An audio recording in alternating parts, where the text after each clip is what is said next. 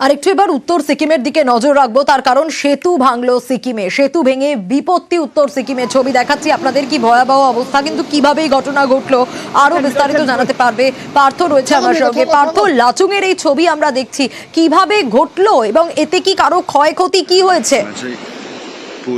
এখনো পর্যন্ত কিন্তু প্রশাসন, সিকিম প্রশাসন, বিশেষ করে মঙ্গল জেলা প্রশাসনের কর্তারা তারা সেই কারণটাই খতিয়ে দেখছে কিভাবে এই বেলি সেতু ভেঙে গেল। এই বেলি সেতু মূলত মঙ্গল জেলার লাচুং এবং কাটাওয়ের সংযোগকারী এই সেতু তৈরি করা হয়েছিল। এবং আজই কিন্তু একটি লরি যখন এই সেতু পারাপার করছিল সেই সময় সেতুটি ভেঙে পড়ে এবং সেখানে আমার ব্যক্তিগত ছবি দেখাচ্ছে দর্শকদের, সেই লরিটি কিন্তু রীতিমতো ঝুলছে। তবে এখনো কেউ কিন্তু হতাহত কোনো খবর নেই।